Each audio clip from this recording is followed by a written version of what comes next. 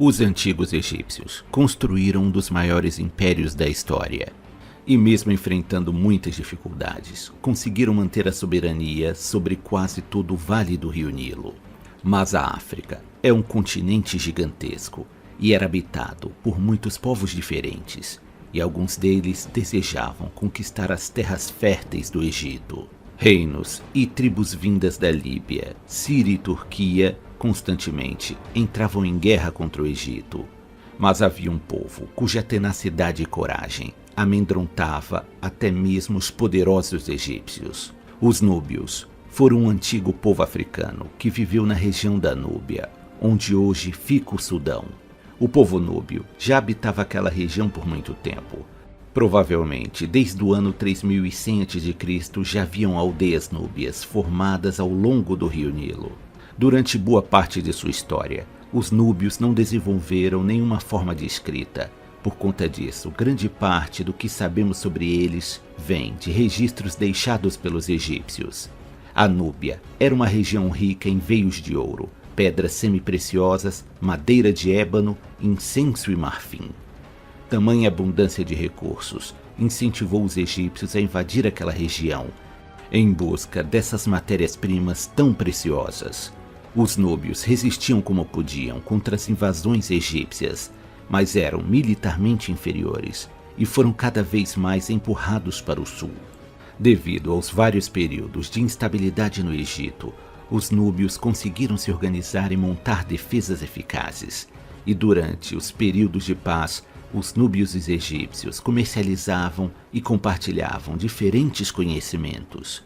Durante o reinado do faraó Tutemés I, a Núbia fazia parte do Império Egípcio. No entanto, este domínio logo desmoronou, e os núbios se organizaram em um reino unificado e fundaram a cidade de Napata para ser sua capital. Os núbios, então, fundaram o reino de Kush, que futuramente se tornaria uma respeitável potência africana. O termo Reino Kushita veio dos egípcios, que chamavam a Núbia pelo nome de Kush. O fundador deste novo reino foi um líder tribal chamado Alara, que se tornou rei de todos os núbios. Com o reino Kushita estabelecido, os próximos passos era garantir sua defesa e economia. E para isso, os sucessores de Alara fizeram um bom trabalho, fortalecendo o reino e expandindo seus domínios. Os Kushitas passaram a fazer comércio com o Egito através do Nilo e estabeleceram contato com reinos árabes de Nabateia e Sabá. A fama e a riqueza dos Kushitas se espalhou.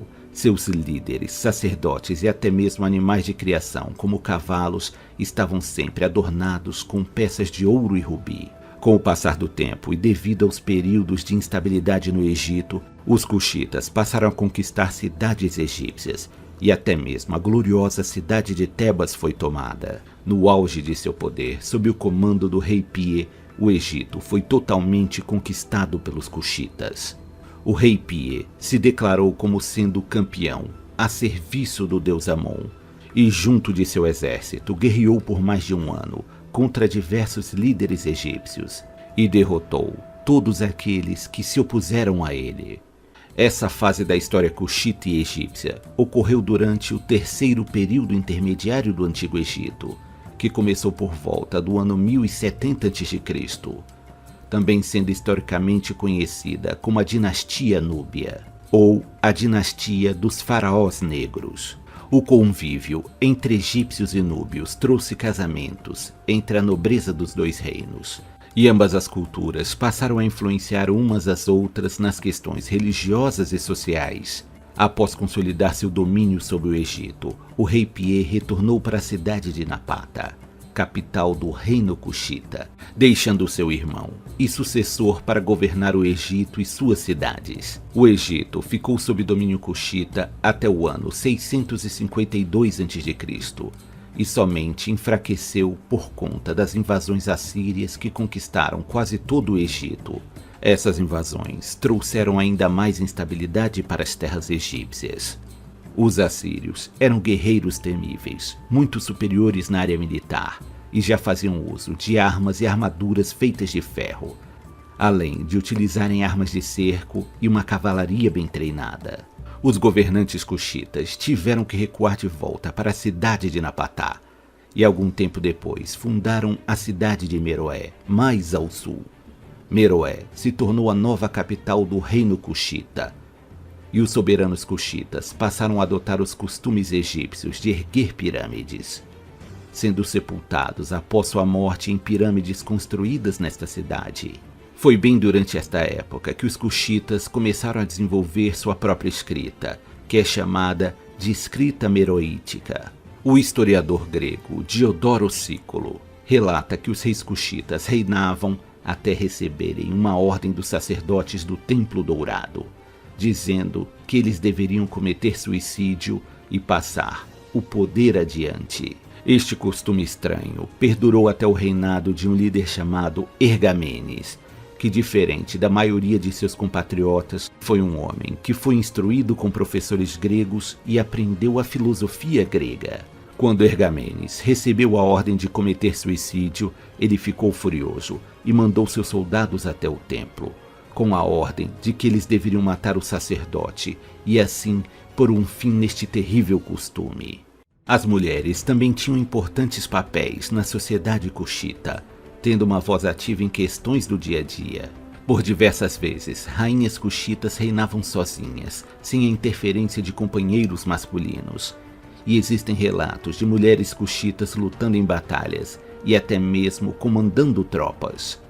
A mãe do rei recebia o título de Candens, que significa rainha-mãe.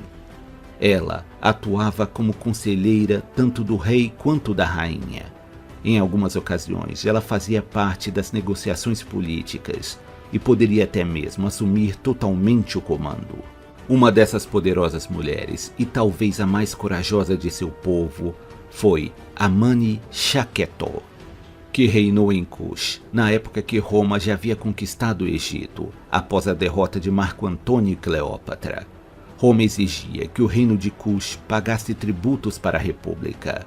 Amani Shaketo não aceitou as exigências e considerou uma ofensa, declarando guerra contra Roma e avançando com seus soldados para saquear as cidades egípcias que estavam sob domínio romano. Em 24 a.C., os cuxitas saquearam a cidade de Assuã, Fila e Elefantina.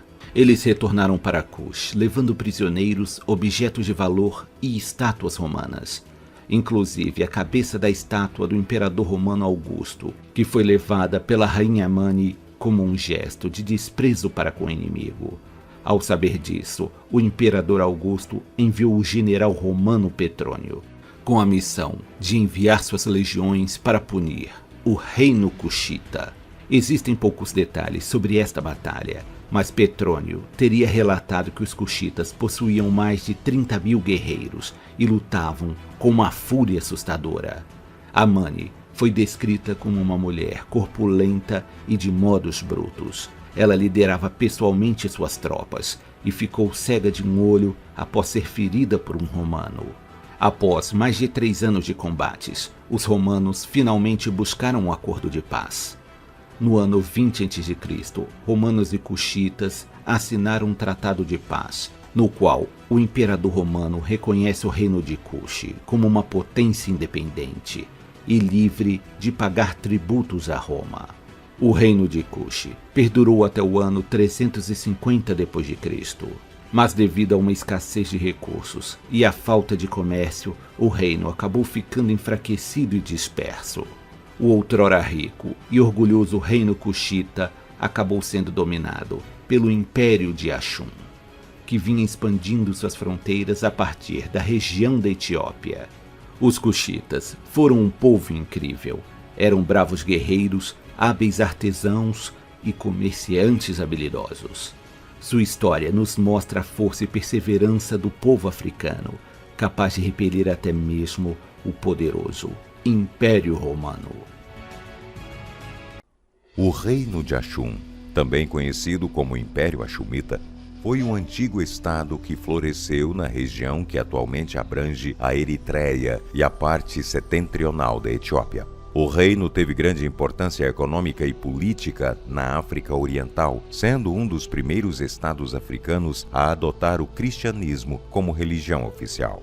O reino de Axum foi fundado por volta do século I da Era Comum, pelos povos semíticos que habitavam a região. Graças às suas ricas terras agrícolas, os habitantes do norte da Etiópia passaram a cultivar e comercializar trigo, cevada e painço, além da criação de cabras e ovelhas. Esta rede comercial incluía ligações com o Egito ao norte e o sul da Arábia. A riqueza adquirida por meio do comércio e do poder militar foi adicionada a essa próspera base agrícola e no final do século I, um único rei substituiu uma confederação de chefes tribais, forjando um reino unido que dominaria as terras altas da Etiópia pelos 6 séculos seguintes. O reino de Axum teve seu auge entre os séculos III e VI da Era Comum. A localização do reino era estratégica, pois ficava no cruzamento de rotas comerciais que ligavam o Mar Vermelho ao Mediterrâneo e ao Oceano Índico. Isso permitiu que Axum se tornasse um importante centro de comércio, exportando produtos como marfim, ouro, especiarias, incenso e até mesmo escravos. Tradicionalmente, o reino de Axum era governado por um rei, que tinha amplo poder político e religioso. O rei era considerado um descendente direto do lendário Rei Salomão e da rainha de Sabá, o que conferia uma legitimidade divina ao seu governo. Além do rei, havia uma aristocracia que detinha grande poder e riqueza, e um sistema de servidão que permitia que a população rural trabalhasse a terra em troca de proteção e benefícios.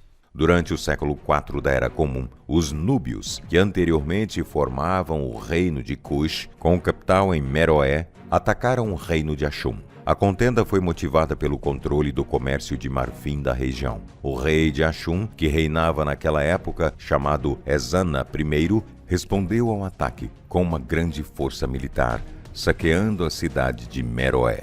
A outrora poderosa Núbia, já em sério declínio e enfraquecida, logo foi conquistada e dividida em 3 estados separados chamados de Faras, Dongola e Soba. Este colapso deixou o caminho livre para o reino de Axum dominar toda a região.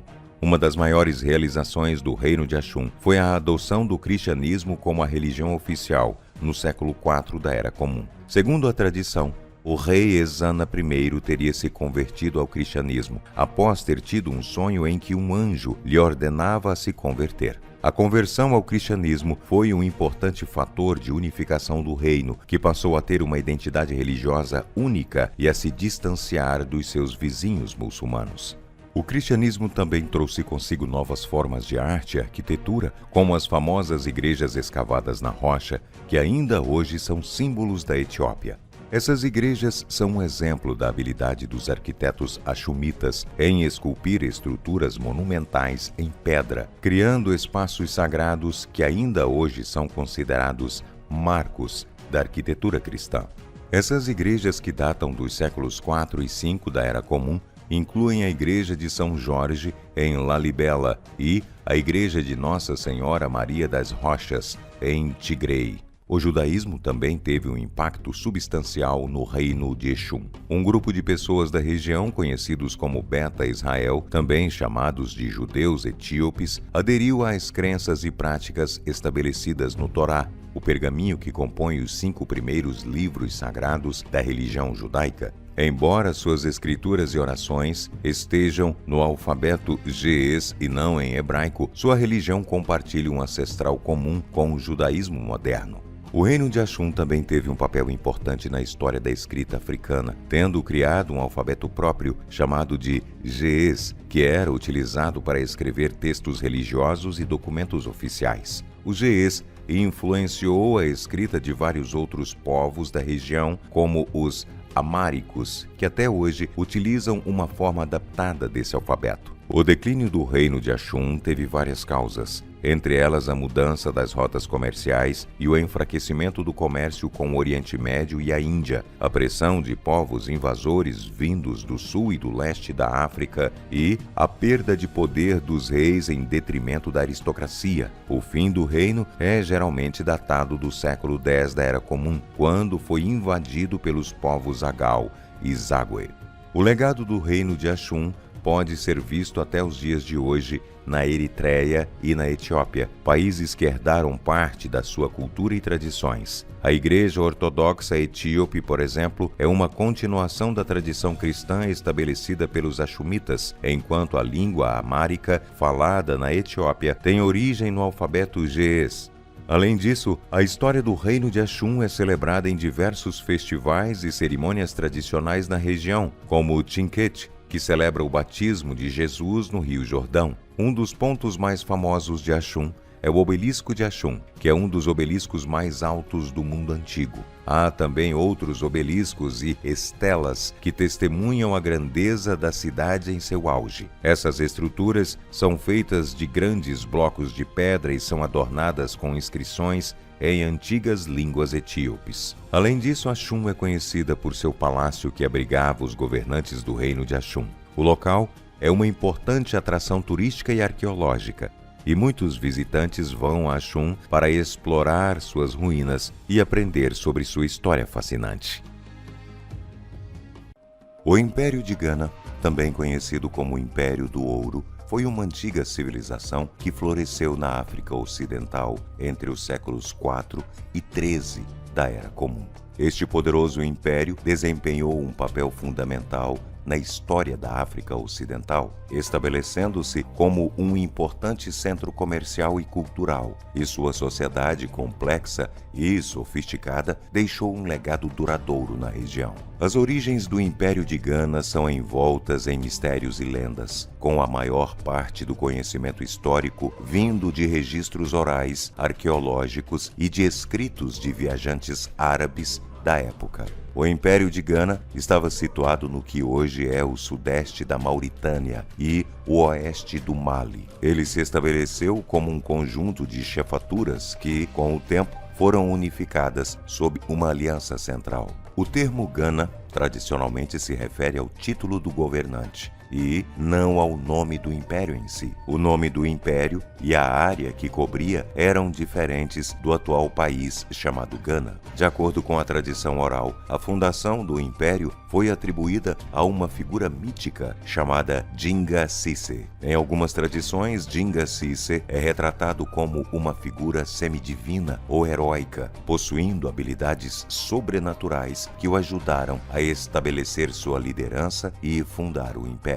Nos primeiros séculos da Era Comum, quando o comércio transariano começou a ganhar impulso, os berberes do norte da África e mais tarde os árabes estabeleceram contatos com a região. Os registros desses viajantes fornecem algumas das primeiras menções escritas sobre o Império de Gana. Estes contatos influenciaram em parte a ascendência e consolidação do império. A localização geográfica do Império de Gana permitiu-lhe controlar as rotas de comércio transariano. A região era rica em ouro e o controle desse recurso valioso, junto com a habilidade de agir como intermediário entre áreas produtoras de sal do norte e regiões produtoras de ouro do sul, posicionou o Império de Gana como uma potência comercial dominante. À medida que crescia em riqueza e influência, o Império de Gana começou a anexar territórios vizinhos e subjugou vários grupos étnicos e tribos, consolidando sua posição como o império dominante na região. No Império de Gana, a sociedade estava hierarquicamente estruturada, como o rei, conhecido como Kayamagan, no topo. Abaixo dele estavam a nobreza, os comerciantes ricos, os artesãos, os agricultores e os escravos. O rei tinha poderes quase absolutos e era considerado uma figura semidivina. Ele era responsável por manter a ordem, a justiça e o bem-estar do reino. Apesar do poder concentrado do rei, havia uma burocracia bem estabelecida para ajudar na administração do império. Os territórios conquistados eram governados por governadores nomeados, enquanto em territórios centrais a administração era mais direta. Acredita-se que a principal cidade e capital do império fosse Coumbi Salé, um importante centro comercial e político. Esta cidade era de fato dividida em duas partes, uma área real e uma área comercial, com a última sendo predominantemente ocupada por comerciantes muçulmanos.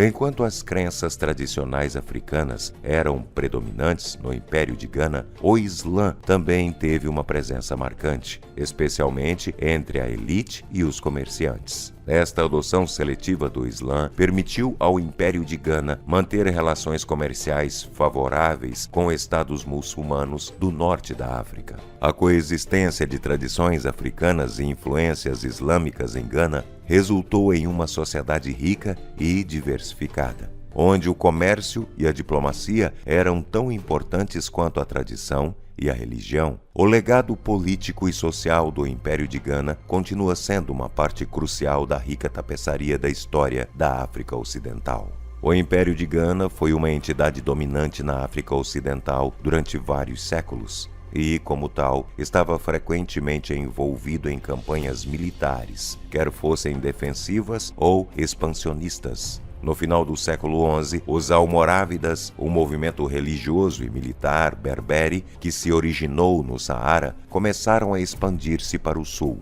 É amplamente aceito que houve algum tipo de confronto ou série de confrontos entre os almorávidas e o Império de Gana, embora os detalhes específicos sejam objeto de debate entre os historiadores. Alguns acreditam que os almorávidas invadiram e ocuparam Gana, enquanto outros argumentam que o impacto dos almorávidas foi mais comercial e religioso do que militar. No entanto, o consenso é que esses confrontos com os almorávidas e as subsequentes mudanças comerciais contribuíram para o declínio gradual do Império de Gana. Além dos almorávidas, outros grupos e impérios em ascensão na região, como o Império do Mali, começaram a exercer pressão sobre Gana. O Mali, em particular, eventualmente eclipsou Gana em termos de poder e influência na África Ocidental. O declínio e eventual fim do Império de Gana não foram resultados de um único evento, mas sim uma série de fatores internos e externos que ocorreram ao longo de vários séculos. A economia do Império de Gana dependia fortemente do comércio de ouro e sal. Com o tempo, novas rotas comerciais começaram a surgir, diminuindo a importância do Império de Gana como intermediário crucial. Algumas evidências sugerem que mudanças no clima podem ter afetado a região, como o avanço do deserto do Saara, tornando algumas áreas menos hospitaleiras e impactando a agricultura e o comércio. A adoção gradual do Islã entre a elite e os comerciantes influenciou as dinâmicas políticas e sociais do Império. Enquanto o Islã proporcionou uma ligação com o norte da África, também trouxe novas ideias e práticas que podem ter alterado as tradições estabelecidas e a governança em Gana. Por volta do final do século XIII, o Império de Gana tinha sido efetivamente suplantado pelo emergente Império do Mali. Embora o Império de Gana não estivesse mais como uma entidade política dominante, seu legado político e social continua sendo uma parte crucial da rica e fascinante história da África Ocidental.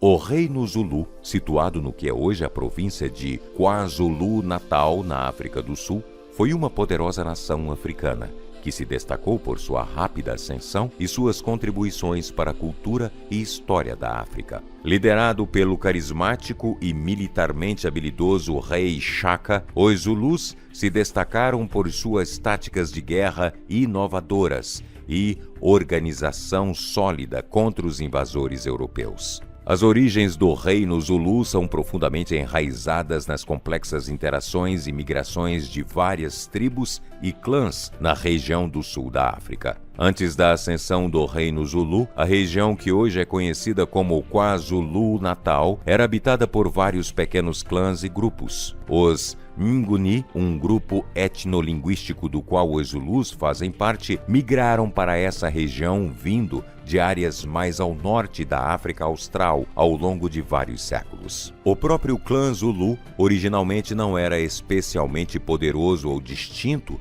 entre os vários grupos Nguni. Eles eram de fato um pequeno clã liderado por um chefe chamado Senzangakona. Shaka, que viria a ser o mais famoso líder Zulu, nasceu por volta de 1787. Ele era filho de Senzangakona e Nandi, mulher do clã Langeni. Devido às circunstâncias de seu nascimento fora do casamento, Shaka e sua mãe foram marginalizados e passaram por muitas dificuldades durante sua infância, vivendo em vários clãs. Durante sua juventude, Shaka e sua mãe enfrentaram rejeição e adversidades em vários lugares antes de encontrar refúgio com o chefe Jinji Suayo, do clã Mitetua. Sob a proteção de Jinji Suayo, Shaka cresceu e se tornou um guerreiro importante. Quando Senzangakona morreu, Shaka, com a ajuda de Jinji Suayo, retornou e assumiu a liderança do clã Zulu, consolidando seu poder e iniciando uma série de reformas militares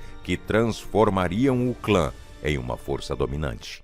Shaka introduziu novas táticas de combate e armas novas como a Ikloa, uma lança curta com uma lâmina larga que era mais adequada para o combate corpo a corpo do que as tradicionais lanças de arremesso. Além disso, ele introduziu o escudo grande e reformulou a formação tática de combate conhecida como chifres de boi, na qual guerreiros experientes formavam o centro da formação, enquanto guerreiros mais jovens formavam os chifres laterais para cercar e flanquear o inimigo em uma formação de pinça. Shaka centralizou o poder e expandiu o território do clã, absorvendo ou deslocando outros grupos na região. Com suas inovações e a expansão territorial, o clã Zulu transformou-se no Reino Zulu, uma das maiores e mais poderosas nações da África Austral na primeira metade do século XIX. Este período de expansão e deslocamento também levou ao fenômeno conhecido como Mfecane, palavra que significa o esmagamento,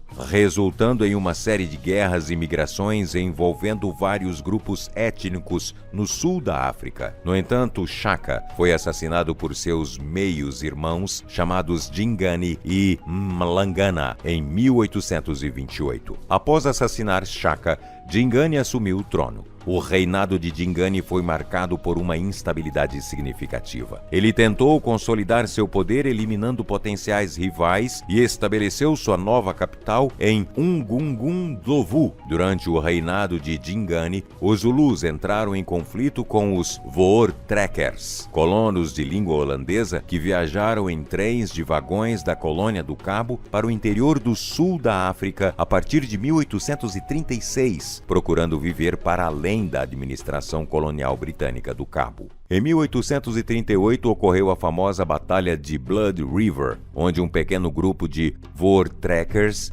repeliu um ataque de um exército Zulu muito maior. A vitória dos Voortrekkers marcou um ponto de virada e Dingane foi pressionado a recuar. Em 1840, após conflitos internos e externos, Mpande, outro meio-irmão de Shaka, desafiou Dingane e, com o apoio dos Voortrekkers, derrubou. Mpande governou por quase 30 anos e foi um período de relativa paz e estabilização para o Reino Zulu. O filho de Mpande, Cetshwayo, tornou-se rei em 1872. Seu reinado é mais notável pelo confronto com o Império Britânico. Em 1879, os Zulus e os britânicos entraram em conflito na Guerra Anglo-Zulu. Esta guerra é particularmente notável tanto pelo impressionante desempenho militar dos Zulus, que temporariamente derrotaram uma das potências coloniais mais poderosas do mundo, quanto pela determinação dos britânicos em anexar e controlar a região Zulu como parte de sua estratégia colonial na África do Sul. O Império Britânico estava empenhado em consolidar os vários estados e repúblicas independentes criadas pelos habitantes de língua holandesa da colônia do Cabo, bem como outras nações nativas sob seu controle, levando a uma política de confederação que ameaçava a soberania do Reino Zulu. A Batalha de Isandlwana, travada em 22 de janeiro de 1879, resultou em uma das maiores derrotas sofridas pelos britânicos durante as guerras coloniais. Um exército Zulu, sob o comando de Ntsingwayo Koza, derrotou decisivamente as forças britânicas. O exército Zulu, utilizando táticas de chifres de boi, cercou e dominou o contingente britânico, causando muitas baixas para os invasores europeus. Logo após a derrota em Isandlwana, um pequeno destacamento britânico defendeu com sucesso a missão de Walker's Drift contra um grande grupo de guerreiros Zulu. A defesa foi notável e 11 cruzes da vitória foram concedidas aos defensores. Após esses confrontos iniciais, os britânicos reforçaram suas tropas e conduziram uma série de incursões no território Zulu. A Batalha de Ulundi, que ocorreu em 4 de julho de 1879, foi o confronto final e decisivo da Guerra Anglo-Zulu. Após a surpreendente derrota britânica na Batalha de Isandlwana e a bem-sucedida defesa de Walker's Drift, os britânicos trouxeram reforços significativos da Grã-Bretanha e de suas colônias. Eles estavam determinados a finalizar a campanha contra os Zulus e consolidar o controle sobre o território. O exército britânico, sob o comando de Frederick Thesiger, segundo o barão Chelmsford, se aproximou da capital real Zulu, chamada Ulundi. Ele comandava uma força de cerca de 5.000 homens, incluindo infantaria, cavalaria e artilharia. Enfrentando-os estava o exército Zulu, composto por cerca de 15.000 guerreiros, sob o comando do rei Cetshwayo. Sabendo da capacidade dos Zulus de cercar rapidamente suas forças, os britânicos formaram um grande quadrado defensivo com infantaria e artilharia. A cavalaria estava posicionada fora do quadrado para atuar como uma força de ataque rápida. Os guerreiros Zulu avançaram corajosamente contra o quadrado britânico. No entanto, enfrentando o fogo intenso da infantaria e da artilharia, sofreram baixas significativas. A cavalaria britânica, em seguida, realizou uma série de ataques contra as linhas Zulu, aumentando ainda mais as baixas. A batalha terminou com uma vitória decisiva para os britânicos. O exército Zulu foi disperso e Ulundi foi incendiada. Esta derrota marcante essencialmente marcou o fim da resistência Zulu organizada contra os britânicos. A derrota em Ulundi marcou o fim do Reino Zulu como uma entidade independente. O rei Cetshwayo foi capturado em agosto de 1879 e exilado. O Reino Zulu foi dividido em 13 monarquias menores para reduzir o poder da nação Zulu e dificultar novas rebeliões. No entanto, isso só levou a mais instabilidade na região. Em 1887, o Reino Zulu foi finalmente anexado à colônia britânica de Natal. O último grande levante Zulu contra o domínio britânico foi a rebelião Bambata, em 1906. Embora a revolta tenha sido reprimida, ela é lembrada como um símbolo da resistência Zulu contra o domínio colonial. O Reino Zulu deixou uma marca indelével na história do sul da África. Hoje, os Zulus são o maior grupo étnico da África do Sul, e KwaZulu-Natal continua sendo uma região vital. A história do Reino Zulu é lembrada tanto como uma história de resistência contra a colonização, quanto como um exemplo da complexidade e dinâmica dos estados africanos pré-coloniais.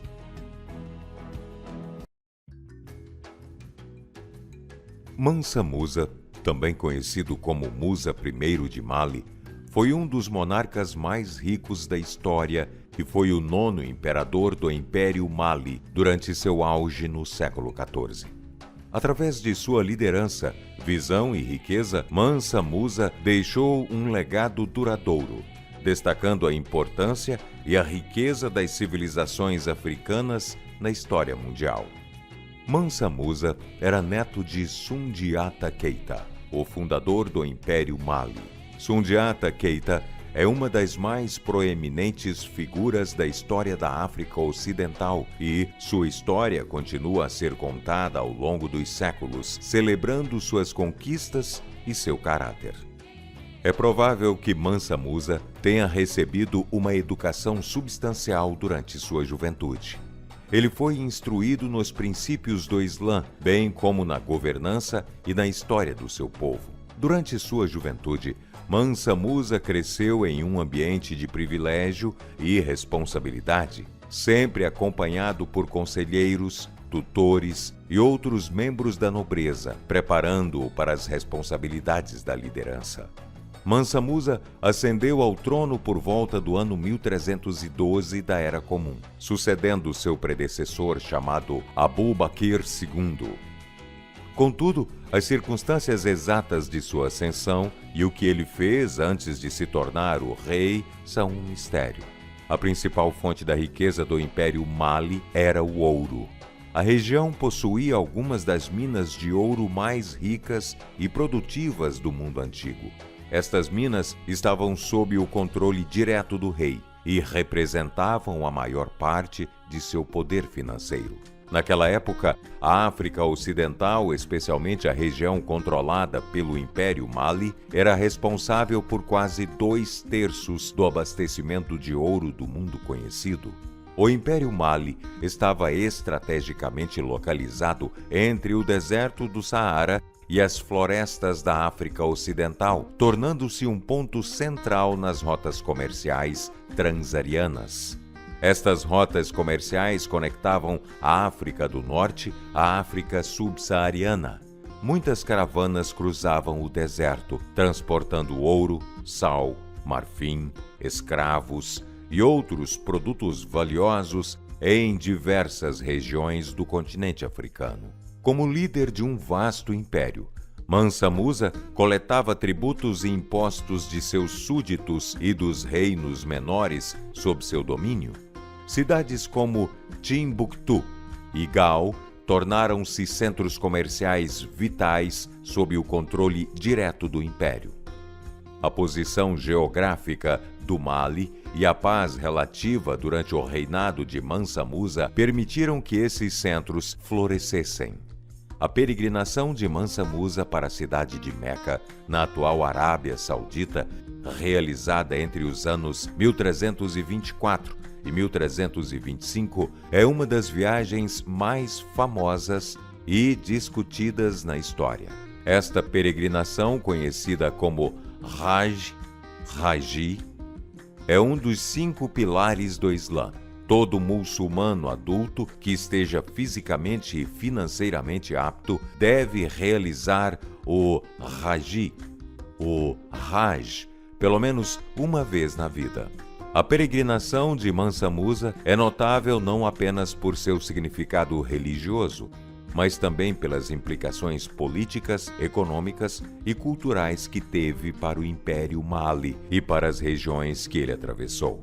A peregrinação forneceu a Mansa Musa uma oportunidade de interagir com líderes e dignatários de outras nações, especialmente em lugares como o Cairo, no Egito, que era um importante centro político e cultural da época.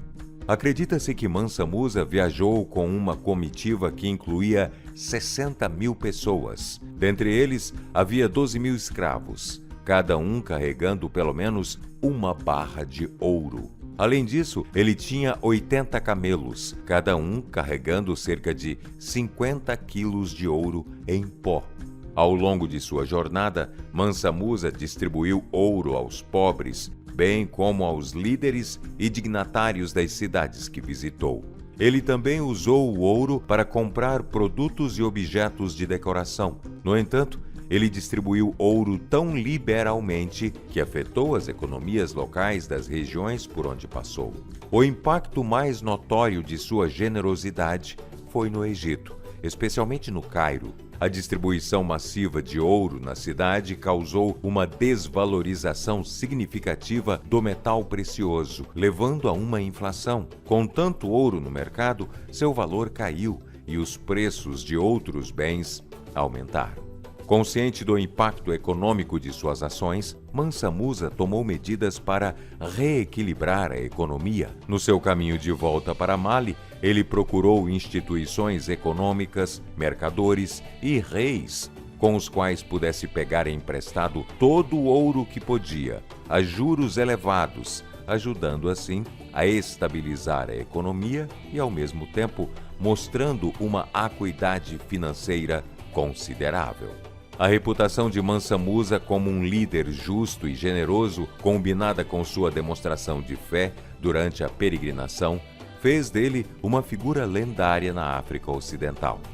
Depois de sua morte, em 1337, o Império Mali entrou em um período de declínio lento, embora ainda permanecesse poderoso e influente por várias décadas. Mansa Musa não só consolidou o Império Mali como uma potência africana dominante, mas também tornou-o reconhecido e respeitado em regiões muito além de suas fronteiras.